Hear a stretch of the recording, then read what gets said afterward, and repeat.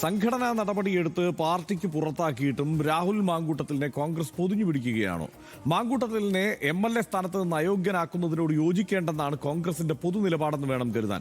Ethics കമ്മിറ്റിയുടെ അധികാരവും കീഴ്വഴക്കവും എല്ലാമാണ് ചർച്ച. ഈ ചർച്ചകൾ ഒരു വശത്ത് നടക്കുമ്പോൾ തന്നെ ജയിൽ മോചിതനായ രാഹുൽ മാങ്കൂട്ടത്തിൽ പ്രതിച്ഛായ വീണ്ടെടുക്കാനുള്ള PR വർക്കുകളുമൊക്കെ സജീവമാണ്. ഏറ്റവും പുതിയ അഭിമുഖത്തിൽ അതിജീവിതമാരെ അധിക്ഷേപിക്കുക പോലും ചെയ്യുന്നുണ്ട് രാഹുൽ മാങ്കൂട്ടത്തിൽ. ആദ്യം RDX റാം. ബലാത്സംഗ കേസുകളിൽ പ്രതി ചേർക്കപ്പെട്ട രാഹുൽ മാങ്കൂട്ടത്തിലിനെ പൂർണ്ണമായും കൈവിടാതെയുള്ള നിലപാടാണ് കോൺഗ്രസിന്. കോൺഗ്രസ് നിലപാടിനോട് ഘടകകക്ഷികൾക്കും യോജിപ്പാണ്. MLA പദവിയിൽ നിന്ന് രാഹുൽ മാങ്കൂട്ടത്തിലിനെ അയോഗ്യനാക്കാനുള്ള ഭരണപക്ഷ ശ്രമങ്ങളെ എതിർക്കാനാണ് UDFന്റെ നീക്കം.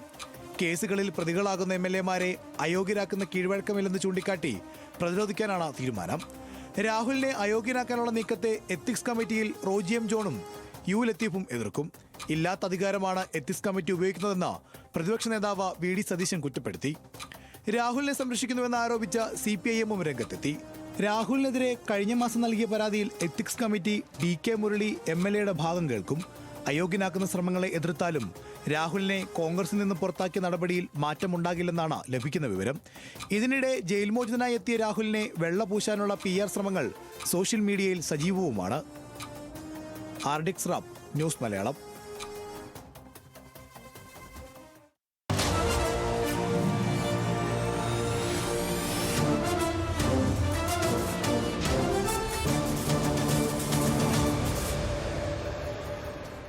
ജയിൽ മോചിതനായ രാഹുൽ മാങ്കൂട്ടത്തിലിനായി സോഷ്യൽ മീഡിയയിലൊക്കെ വ്യാപകമായ PR വർക്ക് ഇപ്പോൾ തുടങ്ങിയിട്ടുണ്ട്. ഒരു മുഖ്യധാരാ വാർത്താ ചാനൽ രാഹുൽ മാങ്കൂട്ടത്തിലുമായുള്ള അഭിമുഖവും സംപ്രേഷണം ചെയ്തു.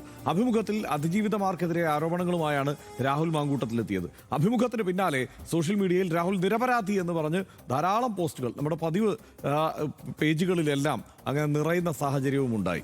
സ്വകാര്യ വാർത്താ ചാനൽ രാഹുലിന്റെ അഭിമുഖം നൽകിയതിനെതിരെ രൂക്ഷ വിമർശനവും ഉയർന്നു. ബലാത്സംഗ കേസിൽ പ്രതിയായ നേതാവിനെ വെള്ളപൂശാനുള്ള ശ്രമം എന്നതാണ് ആരോപണം. അതിജീവിതമാരെ അധിക്ഷേപിക്കാൻ പ്രതിക്ക് അവസരമൊരുക്കി എന്നുള്ള വിമർശനവും ഉയർന്നു. അഭിമുഖത്തിനെതിരെ വിമർശനവുമായി മുതിർന്ന മാധ്യമപ്രവർത്തകർ പലരും രംഗത്തെത്തുന്ന സാഹചര്യവും ഉണ്ടായി. സ്വകാര്യ ചാനലിന്റെ അഭിമുഖത്തിൽ രാഹുൽ മാങ്കൂട്ടത്തിൽ നടത്തിയ ആരോപണങ്ങൾ തള്ളി പ്രസാധകയും KPCC സംസ്കാര സാഹിതി ജനറൽ സെക്രട്ടറിയുമായ MA ഷഹനാസ്, രാഹുൽ മാങ്കൂട്ടം എന്ന വ്യക്തി ഒരു കോഴിയാണെന്ന് തനിക്ക് പണ്ടു മുതലേ അറിയാമെന്നുള്ള ആരോപണമാണ് ഉന്നയിച്ചത്. രാഹുലിന് ധൈര്യമുണ്ടോ എൻ്റെ മുന്നിൽ വന്നിരുന്ന് സംസാരിക്കാനെന്നുള്ള വെല്ലുവിളിയും ഉണ്ടായി. സ്വകാര്യ ചാനലിന് അങ്ങോട്ട് പണം നൽകിയാണ് ഇന്റർവ്യൂ തരപ്പെടുത്തിയതെന്നും MA ഷഹനാസ് ആരോപണം ഉന്നയിച്ചു. ഇവൻ കോഴിയാണെന്ന് എനിക്ക് പണ്ടേ അറിയാം. രാഹുൽ മാങ്കൂട്ടം എന്ന് പറയുന്ന വ്യക്തി ഒരു കോഴിയാണ് എന്നും ഹേമ കമ്മീഷൻ പോലെ ഒരു കമ്മീഷൻ കോൺഗ്രസിനകത്ത് വെച്ചാൽ കോൺഗ്രസിന്റെ നിരവധി യുവ തലമുറയിലുള്ള മഹിളാ കോൺഗ്രസിന്റെ സ്ത്രീകളായിട്ടുള്ള ആളുകളുടെ ഫോൺ വെപ്പിച്ച് രാഹുൽ മാങ്കൂട്ടത്തിന്റെയും ഫോൺ വെപ്പിച്ച് പരിശോധിച്ച് ഒരു കമ്മിറ്റി ഉണ്ടാക്കിയാൽ തികച്ചും വ്യക്തമായിട്ട് അറിയാൻ സാധിക്കും ഈ കപ്പാസിറ്റി ഉള്ള ഒരു സ്ത്രീയാണ് ഞാൻ. രാഹുൽ മാങ്കൂട്ടത്തിന്റെ കൂടെ ഒരു സെൽഫി പോലും എന്റേതില്ല. ഓരോ സ്ത്രീയെയും എങ്ങനെ മാനിപ്പുലേറ്റ് ചെയ്യണമെന്ന് അറിയുന്ന ഒരു പീഡന വീരനാണ് രാഹുൽ മാങ്കൂട്ടം. ബലാത്സംഗ കേസിൽ പ്രതിയായ Rahul Mamkootathil MLA ethics committee കൂടി അയോഗ്യനാക്കാനുള്ള നീക്കത്തിനെതിരെ പ്രതിപക്ഷ നേതാവ് VD സതീശൻ, തെരഞ്ഞെടുക്കപ്പെട്ട നിയമസഭാ അംഗത്തെ അയോഗ്യനാക്കാൻ നിയമസഭയ്ക്കോ എത്തിക്സ് കമ്മിറ്റിക്കോ കഴിയില്ല എന്നാണ് VD സതീശന്റെ വാദം. കേസിൽ പ്രതികളായിട്ടുള്ള MLA എത്തിക്സ് കമ്മിറ്റി കൂടി ഡിസ്ക്വാളിഫൈ ചെയ്യണം എന്ന് പറയുന്നതിനോട് ഞങ്ങൾക്ക് യോജിപ്പില്ല. അതിനുള്ള അധികാരം എത്തിക്സ് കമ്മിറ്റിക്കും ഇല്ല, നിയമസഭയ്ക്കും ഇല്ല, കോമ്പിറ്റൻസി ഇല്ല. അപ്പോൾ ഒരു ആവശ്യമില്ലാത്ത പ്രീസിഡൻസ് ഉണ്ടാക്കാൻ പാടില്ല. അത് ഈ ഒരു സിംഗിൾ കേസിൽ ഉള്ള നിലപാടല്ല, പൊതു നിലപാടാണ് ഞങ്ങൾക്ക്. അതവന് ആർക്കെതിരെ വേണമെങ്കിലും കേസെടുത്ത് അയാളെ നിയമസഭയിൽ നിന്ന് പുറത്താക്കണമെന്ന് എത്തിക്സ് കമ്മിറ്റിയിൽ ഭൂരിപക്ഷം ഉണ്ടാക്കി പാസ്സാക്കിയിട്ട് സ്പീക്കർ അത് പാർട്ടിക്കാരനാണെങ്കിൽ പുറത്താക്കാമല്ലോ. അത് ഒരിക്കലും വരാൻ പാടില്ലാത്തൊരു പ്രീസിഡൻ്റാണ്, ഒരിക്കലും വരാൻ പാടില്ല. അക്കാര്യത്തിൽ ഞങ്ങളുടെ ഉറച്ച തീരുമാനമാണ്. രാഹുൽ മാങ്കൂട്ടത്തിൽ MLA-യെ കോൺഗ്രസ് സംരക്ഷിക്കുന്നുവെന്ന ആരോപണവുമായി മന്ത്രി MB രാജേഷ് ഒരു പരാതിയുമില്ലാതെ നടപടിയെടുത്തു എന്നാണ് പ്രതിപക്ഷ നേതാവ് മേനി പറഞ്ഞത്. പിന്നെ എന്തിനാണ് ഇപ്പോൾ ഇങ്ങനെ ഒരു നിലപാട് സ്വീകരിക്കുന്നതെന്നും MB രാജേഷ് ചോദിച്ചു. പ്രതിപക്ഷ നേതാവല്ലേ ഇത്രയും കാലം അവകാശപ്പെട്ടത്? ഒരു പരാതി പോലും ഇല്ലാതെ ഞങ്ങൾ നടപടിയെടുത്തുന്നല്ലേ? പരാതി പ്രളയം വന്നില്ലേ? അല്ല, പരാതി പോലും ഇല്ലാതെ നടപടിയെടുത്തു എന്ന് പ്രതിപക്ഷ നേതാവ് മേനി പറഞ്ഞതാണ്. പിന്നെ എന്തിനാണിപ്പോൾ മറിച്ചൊരു നിലപാടെടുക്കുന്നതിൻ്റെ താല്പര്യം എന്താ? അർജുൻ രാജ് ചേരുന്നുണ്ട് വിശകലനങ്ങളുമായി. അർജുൻ, എന്തായാലും വീണ്ടും കളം നിറയുകയാണ്. എനിക്ക് തോന്നുന്നത് ഈ ഇദ്ദേഹത്തിന്റെ അനുചര വൃന്ദത്തിന് എങ്ങനെയെങ്കിലും ഈ തെരഞ്ഞെടുപ്പ് കാലത്ത് തന്നെ അദ്ദേഹത്തെ രക്ഷിച്ചെടുത്ത് വേണമെങ്കിലൊന്ന് തെരഞ്ഞെടുപ്പിൽ തന്നെ മത്സരിപ്പിച്ചാൽ കൊള്ളാമെന്നുണ്ട് എന്നാണ് തീരുമാനം എന്ന് തോന്നുന്നു. എന്തായാലും അതൊരു വഴിക്ക് അത്തരം PR ഇടപാടുകളൊക്കെ നടക്കുന്നുണ്ടെങ്കിൽ ഇപ്പുറത്ത് ഈ പ്രതിപക്ഷ നേതാവ് അടക്കം അല്ലെങ്കിൽ പ്രതിപക്ഷം ഒറ്റക്കെട്ടായി, ഇക്കാര്യത്തിൽ കോൺഗ്രസ് നേതൃത്വം ഒറ്റക്കെട്ടായി രാഹുൽ മാങ്കൂട്ടത്തിനെതിരെ ആ നിലയ്ക്ക് എത്തിക്സ് കമ്മിറ്റി ഒരു നടപടി എടുക്കാൻ പാടില്ല എന്നുള്ള തീരുമാനത്തിലേക്കും പ്രഖ്യാപനത്തിലേക്കും എത്തിയത് എന്തുകൊണ്ടാണ്? എന്തായാലും അങ്ങനെ ഒരു നടപടിയിലേക്കൊന്നും കടന്നിട്ടില്ല. അതിനു മുമ്പ് തന്നെ കാലയെ കൂട്ടി ഇങ്ങനെ ഒരു പ്രഖ്യാപനം നടത്താൻ കാരണം എന്താണ്?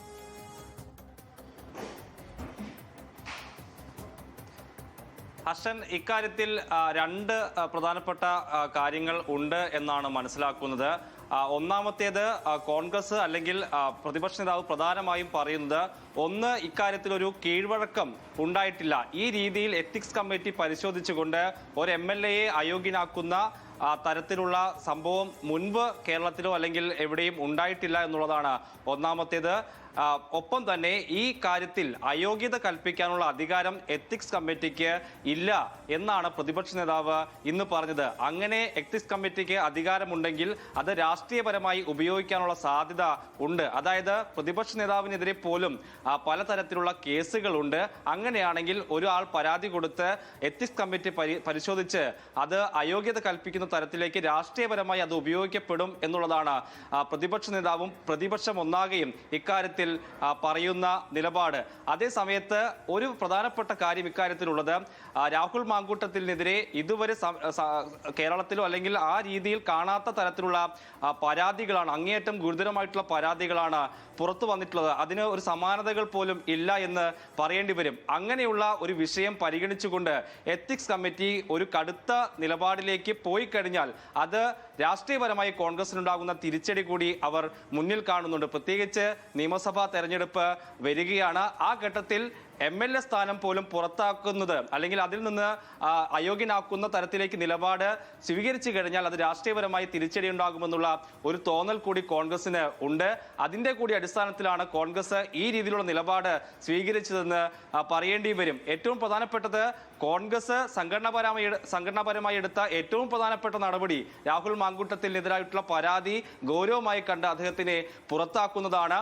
അതിന് സമാനമായിട്ടുള്ള ഒരു നടപടിയിലേക്ക് പോകുക, നിയമസഭ അല്ലെങ്കിൽ എത്തിക്സ് കമ്മിറ്റി പോകുക എന്ന് പറയുമ്പോൾ അത് നിയമസഭാ അംഗത്വം റദ്ദാക്കുകയാണ്. അതിനെയാണ് കോൺഗ്രസ് ഈ രീതിയിൽ പ്രതിരോധിക്കുന്നത് എന്നുള്ളതാണ് ശ്രദ്ധേയം. അതിനവർ കാണുന്ന നിലപാട് ഇത് കീഴ്വഴക്കമില്ലാത്തതാണ്, ഏതെങ്കിലും തരത്തിലൊരു അധികാരം എത്തിക്സ് കമ്മിറ്റിക്ക് ഇക്കാര്യത്തിൽ ഇല്ല എന്നുള്ളതാണ്.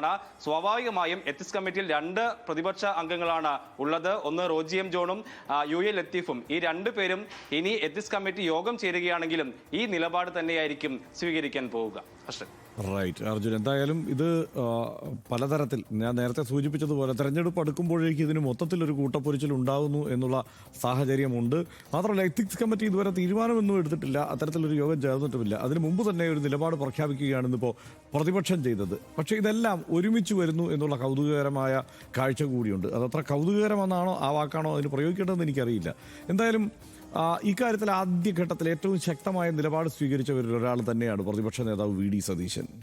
കോൺഗ്രസിനുള്ളിൽ അദ്ദേഹം അതിന് ഈ സൈബർ വെട്ടുക്കിളി സംഘത്തിന്റെ വലിയ ആക്രമണം നേരിടേണ്ടി വന്ന ആളുമാണ്. പക്ഷേ ആത്യന്തികമായി ഇതിന്റെ അന്തിമഘട്ടത്തിലേക്ക് എത്തുമ്പോൾ നിയമസഭ ഈ കാര്യത്തിലൊരു തീരുമാനം എടുക്കേണ്ടി വരുന്ന സാഹചര്യമൊക്കെ ഉണ്ടാകുമ്പോൾ അദ്ദേഹം കോൺഗ്രസിന്റെ പൊതുനിലപാട് എന്ന മട്ടിൽ രാഹുൽ മാങ്കൂട്ടത്തിന് അനുകൂലമായ ഒരു സമീപനത്തിന് വഴങ്ങുകയാണോ എന്നുള്ള സംശയവും ആ മട്ടിലുള്ള ചർച്ചകളുമാണ് ഈ ഘട്ടത്തിൽ ഉയരുന്നത്. എന്തായാലും ആദ്യഘട്ടത്തിൽ അദ്ദേഹം സ്വീകരിച്ച നിലപാടിനെ, അദ്ദേഹം ഇക്കാര്യത്തിൽ സ്വീകരിച്ച ഉറച്ച നിലപാടിനെ ഈ ഘട്ടത്തിൽ പോലും നമ്മൾ ചോദ്യം ചെയ്യുകയോ അതിനെ സംശയിക്കുകയോ ചെയ്യുന്നില്ല. പക്ഷേ ഇപ്പോൾ എന്തുകൊണ്ട് ഇങ്ങനെ ഒരു നിലപാട് അദ്ദേഹം സ്വീകരിക്കുന്നു എന്നുള്ള ചോദ്യം ഉയർന്നുകൊണ്ടേയിരിക്കും. അതിന് കാരണം വേറൊന്നുമല്ല, ഈ വിഷയത്തിൽ ഏറ്റവും കൂടുതൽ രാഹുൽ മാങ്കൂട്ടത്തിൽ പലതരത്തിൽ കുരുക്കാൻ ശ്രമിച്ചത്, ലൈംഗികമായി പീഡിപ്പിക്കാൻ ശ്രമിച്ചവരിൽ വലിയൊരു പങ്ക് മാധ്യമപ്രവർത്തകർ തന്നെയുണ്ട്. ഇതൊരു വസ്തുതയാണ്.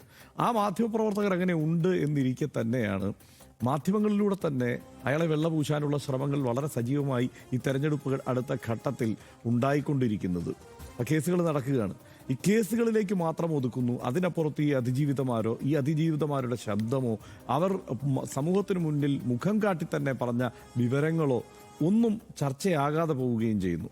അതിനപ്പുറത്ത് ഈ കേസ് എന്നതിലേക്കും കേസിൻ്റെ പഴുതുകളിലേക്കും ഒക്കെ മാത്രം ശ്രദ്ധ കേന്ദ്രീകരിക്കുകയും സ്വയം വിക്ടിമൈസ് ചെയ്യാനുള്ള അവസരം ഉണ്ടാക്കി കൊടുക്കുകയും ചെയ്യുന്ന സാഹചര്യം മാധ്യമങ്ങളുടെ ഭാഗത്തു നിന്ന് തന്നെ ഉണ്ടാകും. അപ്പോൾ ഇപ്പുറത്ത് പ്രതിപക്ഷം അദ്ദേഹത്തെ വീണ്ടും ഒന്ന് അവതരിപ്പിക്കാനുള്ള സാധ്യതയുണ്ടോ എന്ന് ആരായുന്ന ഒരു സാഹചര്യം കൂടിയാണോ ഉണ്ടായിരിക്കുന്നതെന്നുള്ള സംശയം സ്വാഭാവികമാണ്. അതിന് കാരണം സോഷ്യൽ മീഡിയയിൽ 2 ദിവസമായി രാഹുൽ മാങ്കൂട്ടത്തിലിൻ്റെ പഴയ കക്ഷികളെല്ലാം അഴിഞ്ഞാടിക്കൊണ്ടിരിക്കുകയാണ്. ഈ രാഹുൽ മാങ്കൂട്ടത്തിനെതിരെ ശക്തമായ നിലപാടെടുത്തവർ മുഴുവൻ നിരന്തരം ഭത്സിക്കപ്പെട്ടുകൊണ്ടിരിക്കുകയാണ്, ചീത്തവിളി കേട്ടുകൊണ്ടിരിക്കുകയാണ്.